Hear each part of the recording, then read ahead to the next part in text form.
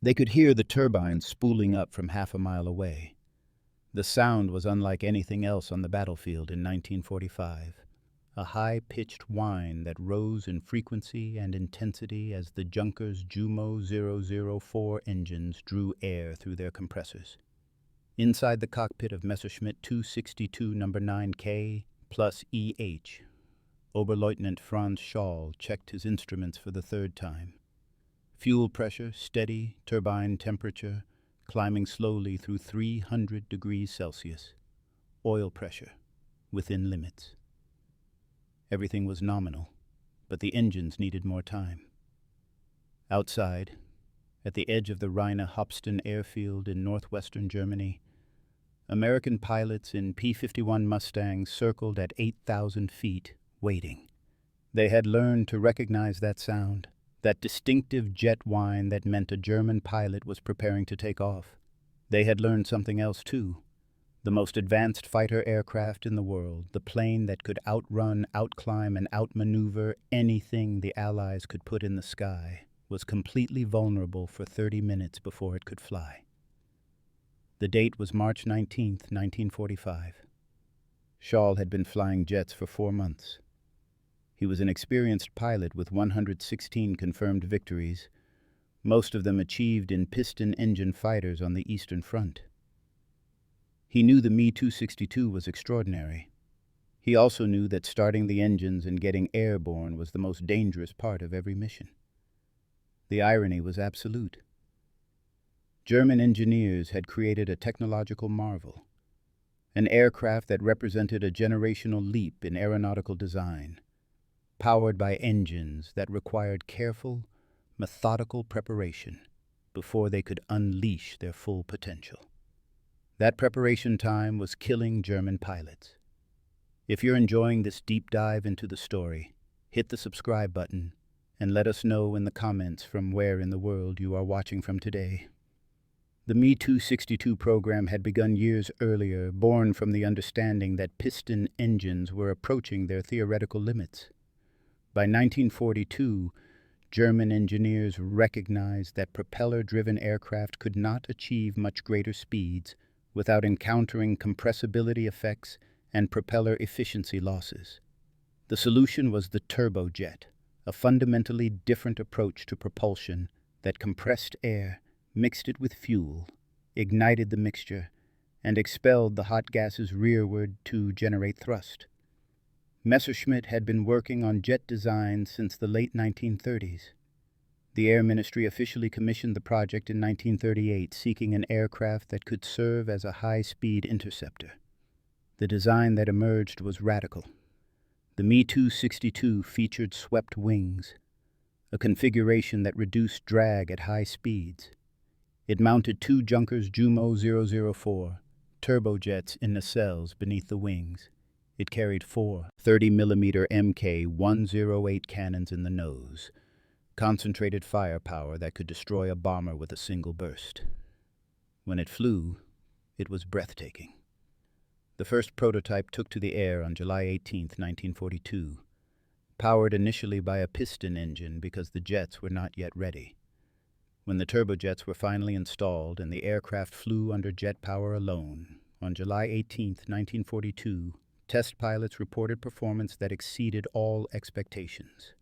The Me-262 could reach speeds of 540 miles per hour in level flight, approximately 120 miles per hour faster than the fastest Allied fighters. It could climb at nearly 4,000 feet per minute. At altitude, it was untouchable. No Allied piston engine fighter could catch it. If a Mustang or Thunderbolt tried to pursue, the German pilot simply advanced the throttles and accelerated away. The Allied aircraft would fall behind, unable to match the jet's speed. For German pilots who had spent years fighting against numerically superior Allied air forces, the Me-262 seemed like salvation. Here, finally, was an aircraft that could compete on performance, rather than relying solely on pilot skill and tactical cunning. The turbojet engine represented a complete reimagining of aircraft propulsion. Traditional piston engines drove propellers through complex gear systems, converting the reciprocating motion of pistons into rotational force. Turbojets eliminated the propeller entirely. The Junkers Jumo 004, the engine that powered the Me-262, consisted of a single-stage centrifugal compressor at the front, 8 combustion chambers arranged around the engine's circumference, and a single-stage turbine at the rear that drove the compressor. Air entered through the intake, was compressed, mixed with fuel and ignited, then expelled through the exhaust nozzle at high velocity. The principle was elegant. The reality was complex. The Jumo 004 produced approximately 1,900 pounds of thrust at maximum power.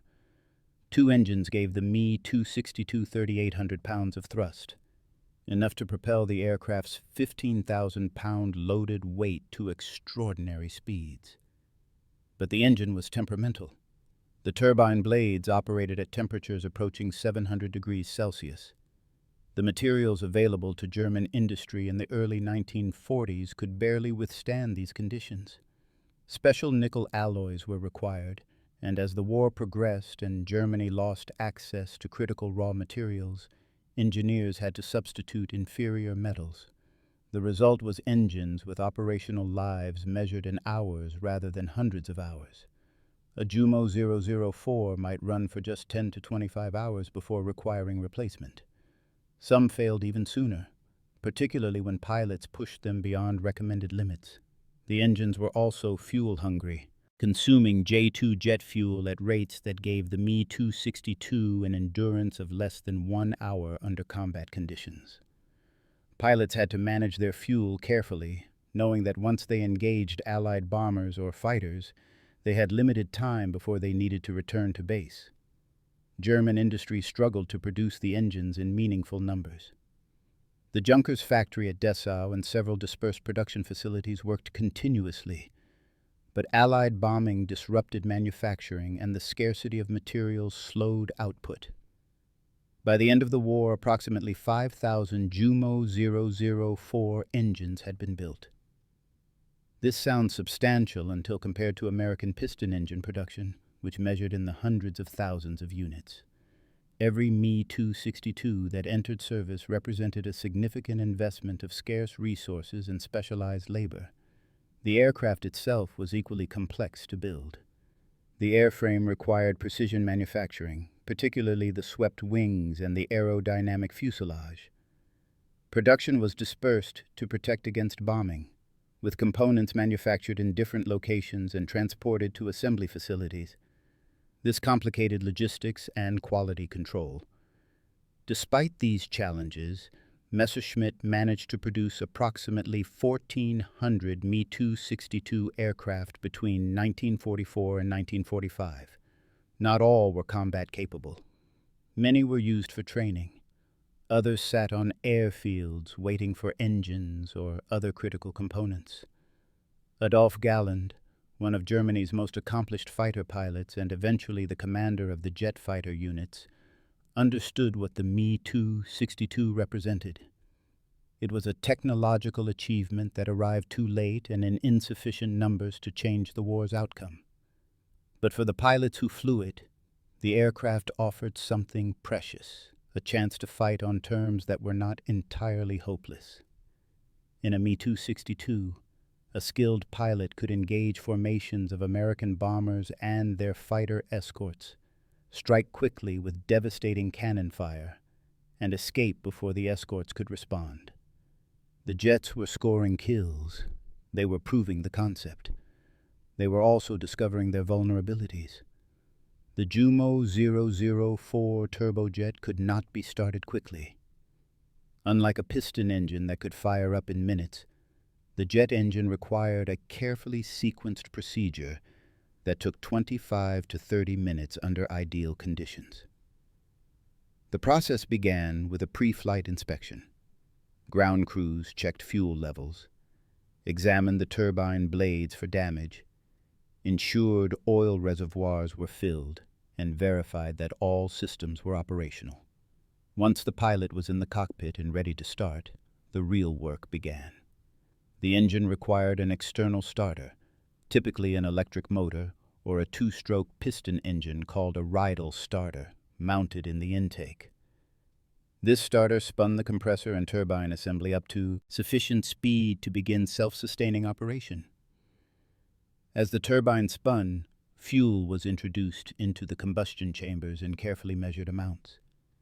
Too much fuel would flood the engine. Too little, and combustion would not initiate. The fuel-air mixture had to be precise. Ignition came from spark plugs in the combustion chambers. When fuel flow and turbine speed reached the right parameters, the pilot activated the ignition. If everything was correct, combustion began. The expanding hot gases drove the turbine, which drove the compressor, which provided more air for combustion. The cycle became self-sustaining. The external starter could be disengaged. But the engine was not ready for flight. It needed to warm up slowly, allowing components to expand thermally at controlled rates. Rushing this process risked warping turbine blades or damaging other critical parts. Pilots advanced throttles gradually, monitoring temperatures and pressures. The turbine temperature gauge was critical. If temperature rose too quickly, the pilot had to reduce throttle and let the engine stabilize. If temperature exceeded safe limits, the engine could destroy itself. Turbine blades might fail catastrophically, sending fragments through the engine casing and potentially igniting fuel tanks. German pilots had lost aircraft and lives to engine failures during warm-up. The procedures existed for good reasons. While the engines warmed, the pilot completed pre-flight checks. Control surfaces, flaps, landing gear, instruments, weapon systems, radio, all needed verification. The Me-262 was complex. Its systems required attention. But the pilot could not rush. The engines dictated the timeline. 25 minutes minimum, often 30, sometimes longer if problems arose. During this entire period, the aircraft sat on the ground, highly visible, making noise that could be heard for miles, completely unable to defend itself. Allied intelligence had identified this vulnerability by late 1944. American and British pilots received briefings on Me-262 operations. They learned to recognize German jet bases. They learned the sound of turbojets warming up. Most importantly, they learned that the jets were vulnerable during takeoff and landing. A P-51 Mustang could not catch a Me-262 in level flight. But a P-51 pilot who positioned himself near a German jet airfield could catch the jets when they were slow, when they were climbing after takeoff or descending to land, when their speed advantage was temporarily neutralized. American fighter groups began dedicating aircraft to airfield patrol missions.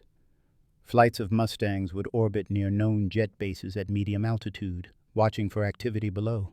When jets appeared on the runways, when that distinctive whine became audible, the Mustangs dove.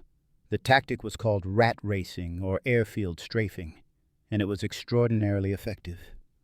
German jets struggling to get airborne, engines still not at full power, unable to maneuver effectively at low speed, made easy targets. The technological marvel became a death trap. Jagdverband 44 was the first operational Me-262 unit, formed in late 1944 under the command of Major Walter Nowotny, an ace with 258 confirmed victories. The unit received its first jets in September and began operations from bases in northern Germany. Nowotny established procedures for protecting the vulnerable aircraft during their warm-up phase. He stationed flak batteries around the airfield perimeter, positioned observers to watch for approaching Allied fighters, and coordinated with radar stations to provide early warning of incoming raids. Despite these precautions, the jets remained vulnerable. On November 8, 1944, Nowotny himself was shot down and killed. The circumstances remain disputed. Some sources suggest mechanical failure. Others claim he was caught during landing approach by American P-51s from the 357th Fighter Group. What is certain is that the commander of the 1st Jet Fighter Unit died before the unit could prove the concept operationally. His death illustrated the fundamental problem. No amount of tactical planning could eliminate the vulnerability created by the engine's warm-up requirements. The unit was reorganized and expanded into Jagdgeschwader 7, the first full jet fighter wing, commanded by Johannes Steinhoff.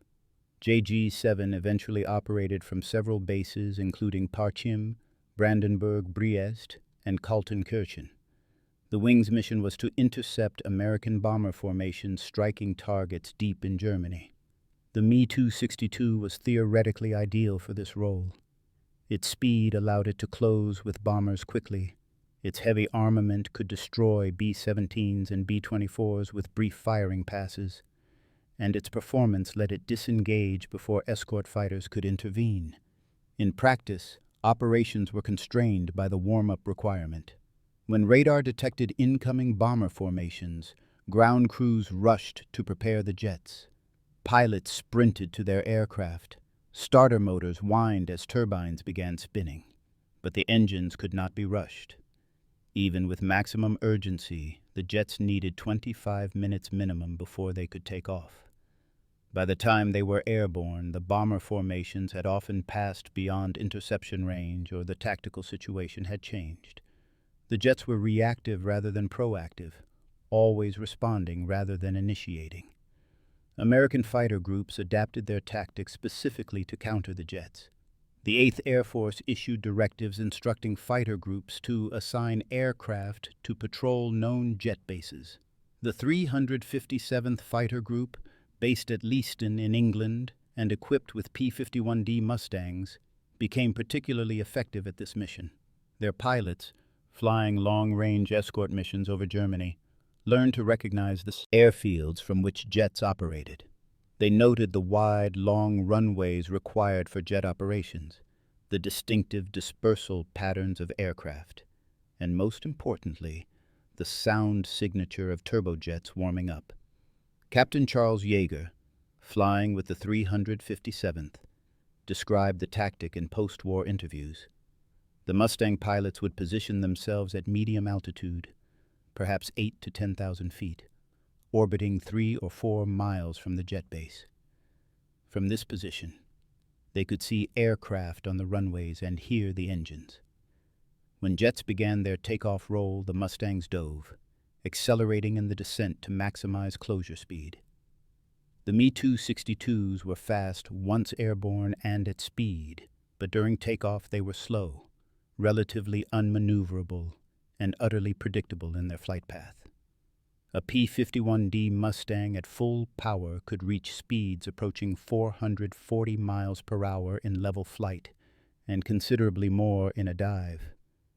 While slower than the Me-262's maximum speed of 540 miles per hour, the Mustang was fast enough to engage during the critical moments of takeoff and landing.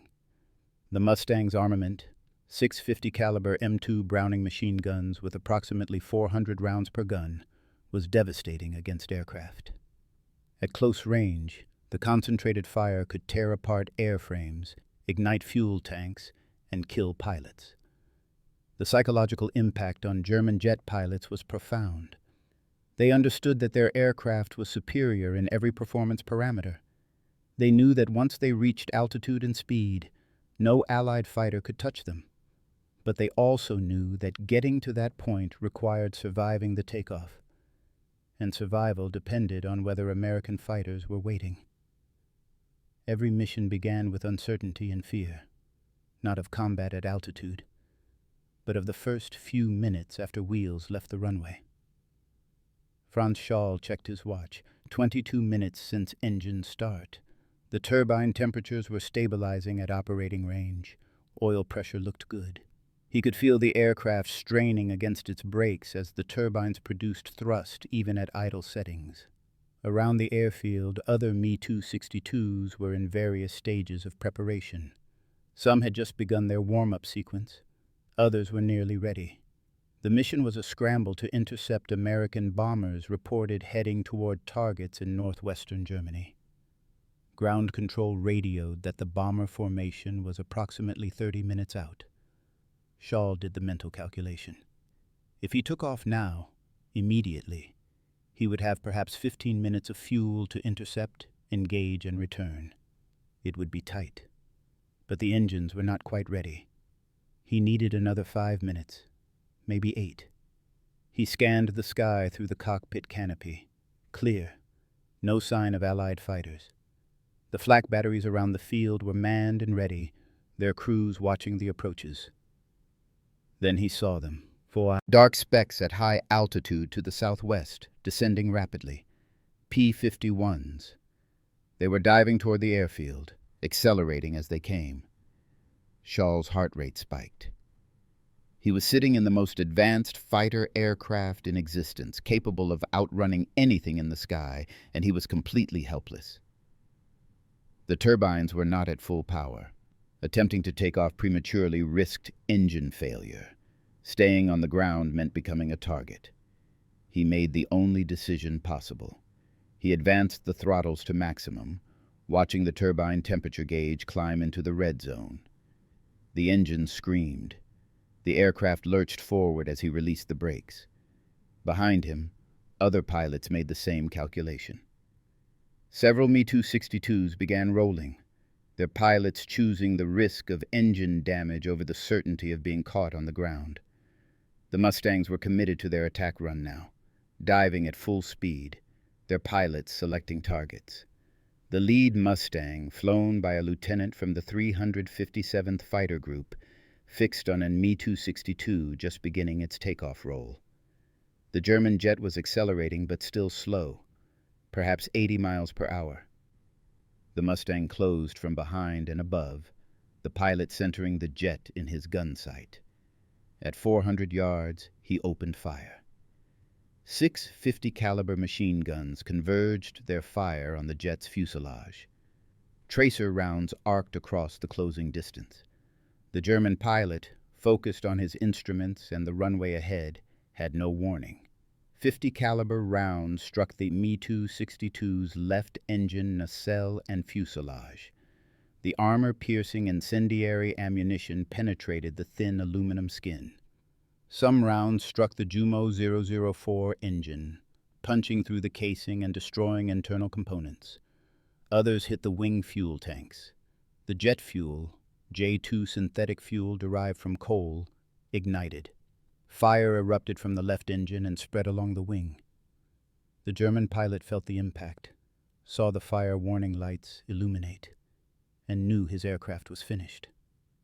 He had perhaps seconds before the fuel tanks exploded. He pulled the throttles to idle and stood on the brakes, trying to stop before the aircraft became uncontrollable. The Me-262 slewed sideways on the runway, trailing flame and smoke. The pilot released his canopy, unstrapped, and threw himself out of the cockpit. He hit the ground running as the aircraft continued its skid. Behind him, the Me-262's fuel tanks detonated, the explosion sending debris across the runway and into the grass alongside. He was alive, but his aircraft was gone, destroyed before it ever had a chance to fight. If you find this story engaging, please take a moment to subscribe and enable notifications. It helps us continue producing in-depth content like this. Shaw, already airborne but barely, retracted his landing gear and attempted to gain speed. His engines were howling, temperatures still climbing into dangerous territory. He was perhaps 50 feet off the ground, accelerating through 200 miles per hour. Another Mustang rolled in behind him, the pilot tracking the jet as it climbed. The American fired a burst. Tracers passed beneath Shaw's aircraft. He jinked right, sacrificing speed for evasion. The Mustang followed, firing again. This burst connected. Rounds hammered into the Me-262's right wing and fuselage. The jet shuddered. Shaw felt control anomalies immediately. Something was damaged, either control surfaces or hydraulics. He pushed the nose down, trying to gain speed in a shallow dive. The Mustang pursued. At low altitude, with speed still building, Shaw could not outrun his pursuer. The American pilot closed to 200 yards and fired a sustained burst. 50 caliber rounds raked the jet from tail to nose. One round penetrated the cockpit canopy beside Shaw's head. Glass fragments struck his face and shoulder. Another round severed hydraulic lines. Fluid sprayed across the cockpit instruments. The right engine began vibrating violently, its turbine damaged by impacts. Shaw had no choice. He pulled the right throttle to idle, secured the damaged engine, and attempted to climb on the left engine alone. The Me-262 could fly on one engine, but performance was drastically reduced. He was no longer faster than the Mustang pursuing him. The American pilot recognized the jet was crippled and pressed his attack. He fired again at close range. This time the rounds found the left engine. The Jumo 004, already stressed from the rushed warm-up and now struck by multiple 50-caliber projectiles, failed catastrophically. The turbine disintegrated, sending fragments through the engine casing. Fire erupted immediately. Shaw's aircraft was dying. He was perhaps 300 feet above the ground, speed falling rapidly. He had seconds to decide. Ride the aircraft down and attempt a crash landing, or eject. Shaw pulled the ejection handles. The canopy blew away in the slipstream. The ejection seat fired, propelling him upward and away from the disintegrating aircraft. The acceleration was brutal, crushing him into the seat. Then he was clear, tumbling through the air. His parachute deployed automatically. He felt the opening shock as the canopy filled with air. Below him, his Me-262, the technological marvel that was supposed to save the Luftwaffe, plowed into a field and exploded. Shaw descended slowly under his parachute, watching his aircraft burn. The American pilot, his ammunition nearly exhausted, did not pursue. He pulled up from his attack run, gained altitude, and rejoined his flight. The engagement had lasted less than 3 minutes from initial dive to Shaw's ejection. The Mustang pilot would claim one Me-262 destroyed. His wingman had damaged another jet on the ground with strafing fire. 2 other Mustangs in the flight had engaged German jets attempting to take off, scoring hits but no confirmed kills. The 4-ship flight had disrupted an entire jet scramble, preventing the Me-262s from reaching the bomber formation they were supposed to intercept. On the ground at Rhine-Hopsten, ground crews fought fires and assessed damage. 3 Me-262s had been destroyed, 1 in the air and 2 on the ground. 2 more were damaged and would require repairs. The mission had been a complete failure. Not a single jet had engaged the bombers. The Americans had exploited the warm-up vulnerability perfectly, catching the jets at their most vulnerable moment and destroying them before they could bring their superior performance to bear. This pattern repeated across Germany in the final months of the war. American fighter groups refined their airfield attack tactics. They learned the locations of every jet base. They timed their patrols to coincide with expected German launch windows. They developed communication procedures to vector fighters toward airfields when jets were detected preparing for takeoff. The results were devastating for the Luftwaffe's jet units. Jagdgeschwader 7 lost aircraft at an unsustainable rate. Operational statistics from March 1945 show the unit flew approximately 50 to 60 sorties per day when fuel and aircraft were available, but lost an average of 3 to 4 aircraft daily to all causes. Many of these losses occurred during takeoff and landing phases when Allied fighters caught them. Pilots who survived multiple missions developed acute awareness of the danger. They described the psychological strain of sitting in their cockpits during warm-up, hearing the engines whine, knowing they were completely vulnerable, scanning the sky for incoming Mustangs or Thunderbolts. Some pilots requested transfers back to piston engine units where at least they could take off quickly when threatened.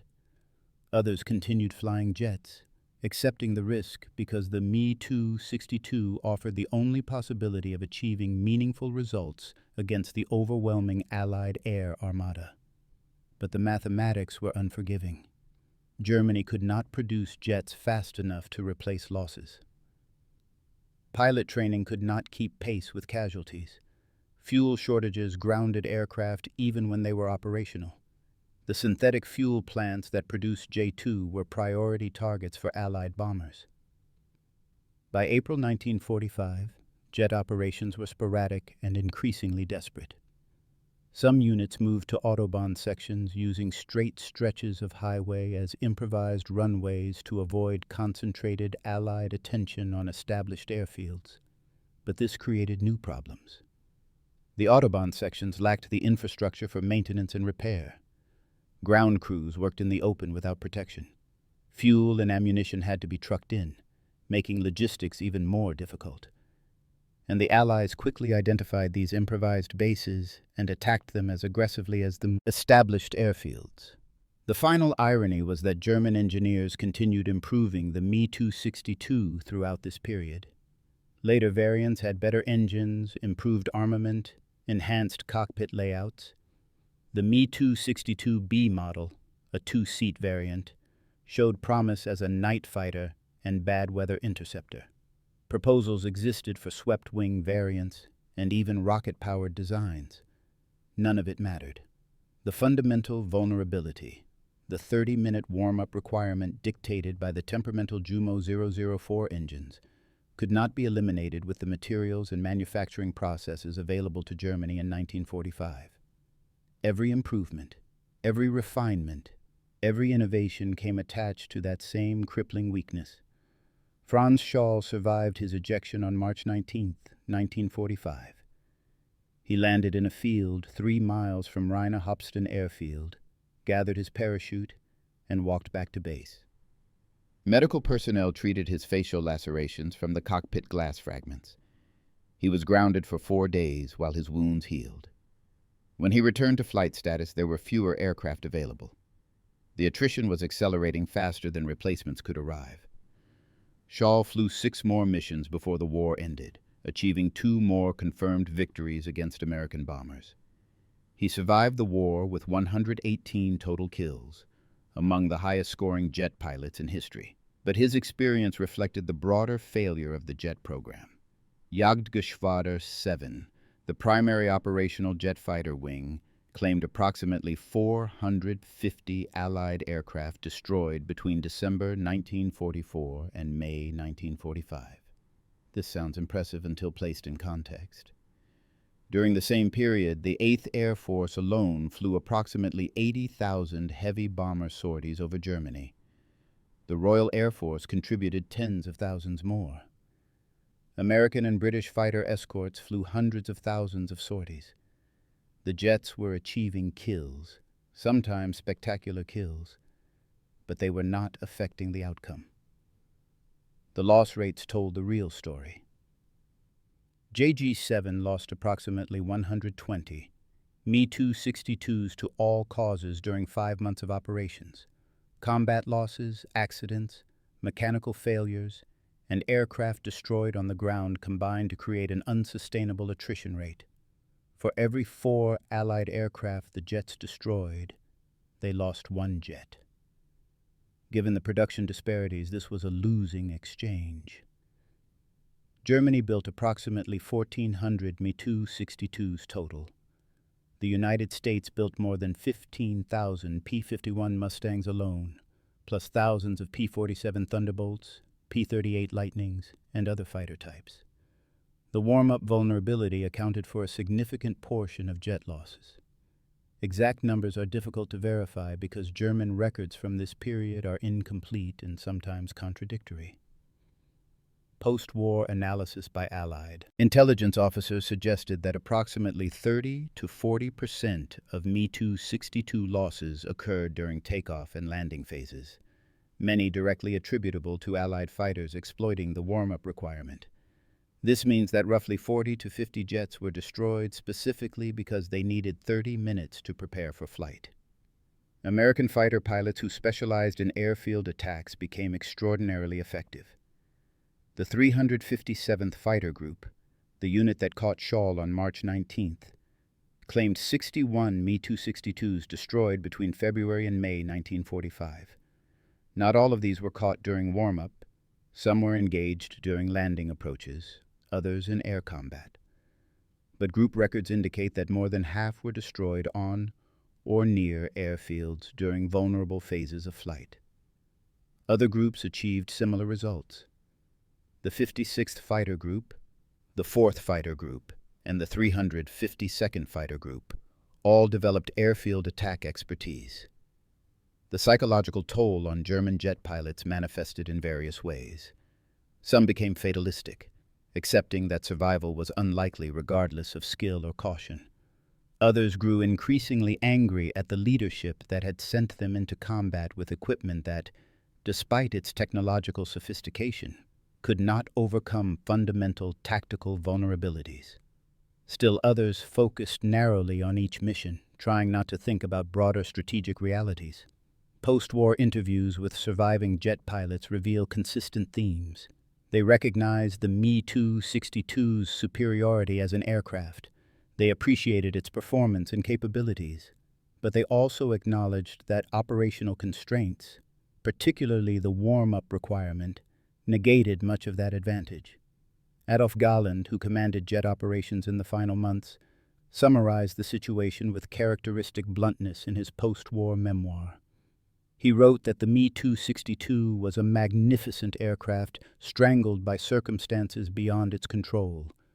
Insufficient numbers, inadequate pilot training time, chronic fuel shortages, and tactical vulnerabilities combined to prevent the jets from achieving their potential. Galland specifically mentioned the warm-up problem, noting that standing patrols of Allied fighters near jet bases made every takeoff a gamble. He calculated that jet pilots faced greater danger during the first 5 minutes after engine start than during actual combat at altitude. The final weeks of the war saw increasingly desperate measures. Some jet units attempted coordinated takeoffs, launching multiple aircraft simultaneously to overwhelm any Allied fighters in the area. This sometimes worked, allowing several jets to get airborne while the Mustangs engaged others, but it required precise timing and coordination that was difficult to achieve with limited radio equipment and disrupted communications. Other units tried staggered launches, spacing aircraft departures to avoid presenting multiple targets. This reduced the risk for individual aircraft, but meant that jets arrived over target areas piecemeal rather than in concentrated formations. The Me-262 program consumed resources that Germany desperately needed elsewhere. Each aircraft required approximately 15,000 man-hours to build, using specialized labor and precision machinery. The Jumo 004 engines demanded exotic materials including chromium, nickel, and molybdenum for turbine blades and high-temperature components. As Allied bombing destroyed Germany's industrial infrastructure and cut off access to imported materials, engine production suffered. Quality control became increasingly difficult. Later production engines had even shorter service lives than early models, some failing after just 5 to 10 hours of operation. The fuel situation was equally dire. J-2 jet fuel was produced through coal liquefaction, a complex chemical process requiring substantial industrial facilities.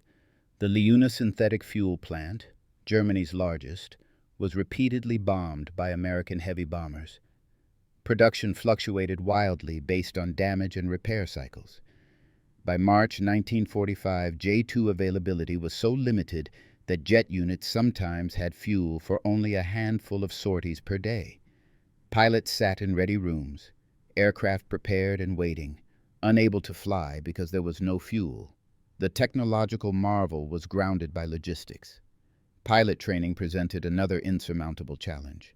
The Me-262 required different flying techniques than piston engine fighters. Pilots needed to learn jet-specific procedures for engine management, energy conservation, and tactical employment. The standard training program required approximately 40 flight hours in jets before a pilot was considered combat ready. But fuel shortages meant many pilots received far less training. Some went into combat with as few as 10 to 15 hours in type. They knew the basics of flying the aircraft, but lacked the experience to handle emergencies or employ the jet to its full potential. The Americans, meanwhile, were developing their own jets. The Bell P-59 Era Comet flew in October 1942, just months after the first jet-powered Me-262 flight. The Lockheed P-80 Shooting Star followed in January 1944. These aircraft did not see combat in World War II. They arrived too late and in insufficient numbers. But they demonstrated that American industry could master jet technology when required. The P-80 would serve throughout the late 1940s and into the Korean War, proving the concept's viability. The British had their own jets operational even earlier. The Gloucester Meteor entered service in July 1944, making it the Allies' first operational jet fighter. Meteors flew combat missions against German V-1 flying bombs, shooting down several of the cruise missiles. The Meteor's engines, Rolls-Royce Welland, and later Derwent turbojets, were more reliable than the German Jumo 004. British metallurgy and manufacturing quality produced engines that could run for hundreds of hours rather than dozens.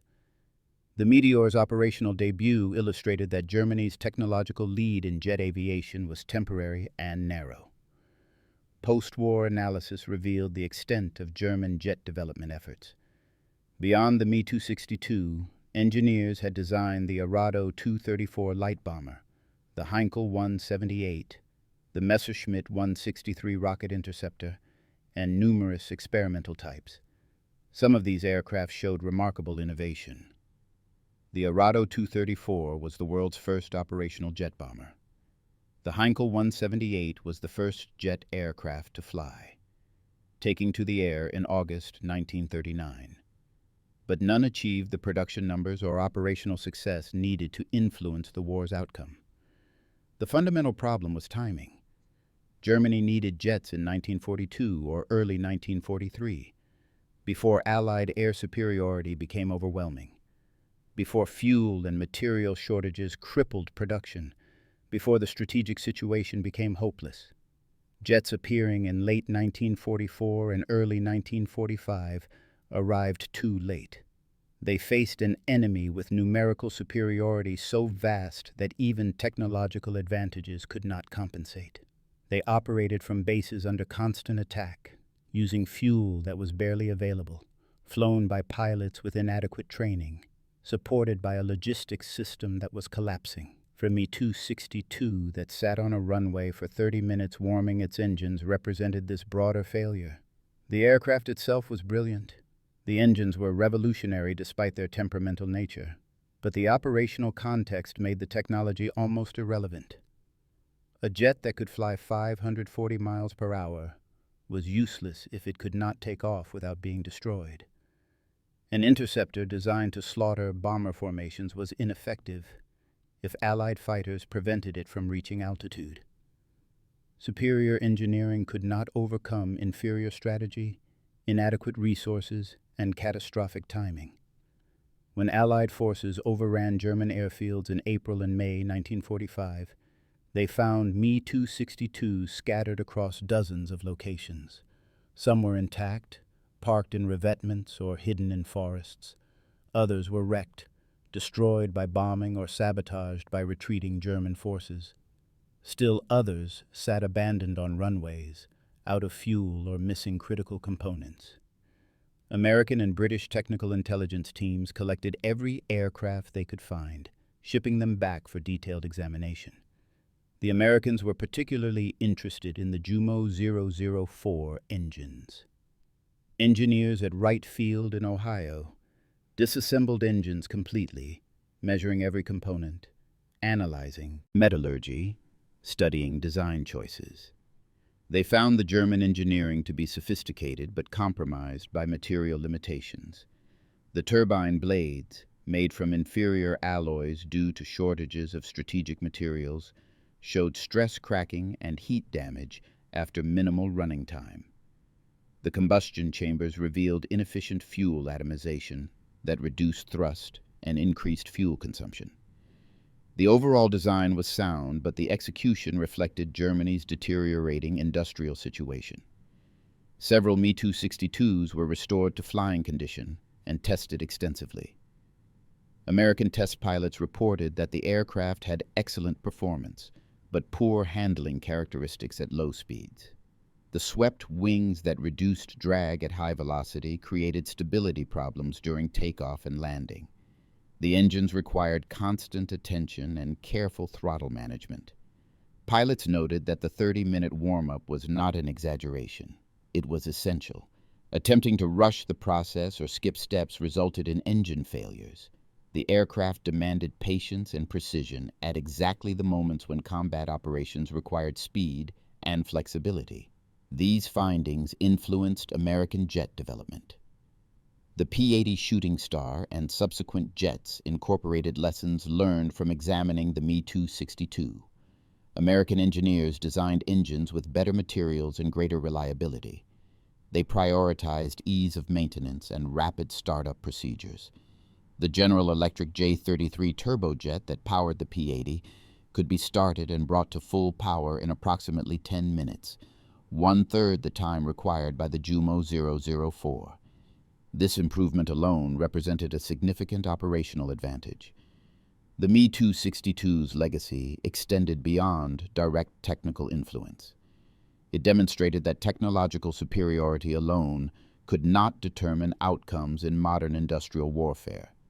A nation needed not just advanced designs, but also the industrial capacity to produce them in quantity, the resources to sustain operations, the logistics to supply and maintain equipment, and the strategic situation to employ weapons effectively. Germany had brilliant engineers and revolutionary designs. It lacked everything else required for success. For the pilots who flew the Me-262 in combat, survival meant grappling with these realities. Those who lived through the war carried memories of an aircraft that could have changed everything if circumstances had been different. They remembered the speed, the power, the moments of supremacy when they engaged Allied bombers and nothing could touch them. They also remembered the fear of sitting on runways, listening to turbines whine, watching the sky for diving Mustangs, knowing they were helpless. The contrast between potential and reality defined their experience.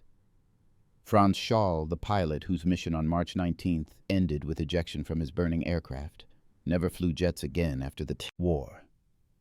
He returned to civilian life, worked in various capacities, and rarely spoke publicly about his experiences. In private conversations with historians decades later, he acknowledged that the Me-262 was the finest aircraft he ever flew, and the most frustrating. He described the torture of having a machine capable of extraordinary performance, but constrained by vulnerabilities that made every mission a risk from the moment engines started. The American pilots who hunted jets near German airfields remembered different details. They recalled the satisfaction of catching the supposedly invincible aircraft at their most vulnerable moments. They described the tactical challenge of timing attacks to catch jets during warm-up or landing approaches. They noted the odd feeling of shooting down technologically superior aircraft with older, slower fighters simply by exploiting operational constraints. Some felt they were cheating, taking advantage of an unfair weakness. Others recognized they were simply doing their jobs, finding and exploiting enemy vulnerabilities regardless of how those vulnerabilities arose. The story of the Me-262 and its 30-minute warm-up requirement became a case study in the limits of technology. Military historians and strategists analyzed it for decades afterward, drawing lessons about the relationship between technical capability and operational effectiveness. The consensus was clear. Advanced technology provided advantages only when operational constraints allowed that technology to be employed properly. A faster aircraft that could not take off safely was less valuable than a slower aircraft that could scramble quickly. Innovation without consideration of practical implementation was worse than useless. It created false confidence and diverted resources from solutions that might actually work. When the turbines began spooling up that morning in March 1945, at Rheine Hauptstein, when Franz Schall sat in his cockpit checking instruments, while American Mustangs dove toward his position, the entire tragedy of Germany's jet program was encapsulated in that moment. The most advanced fighter aircraft in the world, capable of performance no other fighter could match, was about to be destroyed by a slower, older aircraft because it needed 30 minutes to warm up its engines. All the engineering brilliance, all the industrial effort, all the hopes for technological salvation came down to this simple, unavoidable vulnerability. The jets could not take off quickly. The Mustangs could shoot them down. And they did, repeatedly, until the war ended and the question became moot. Thank you for watching. For more detailed historical breakdowns, check out the other videos on your screen now and don't forget to subscribe.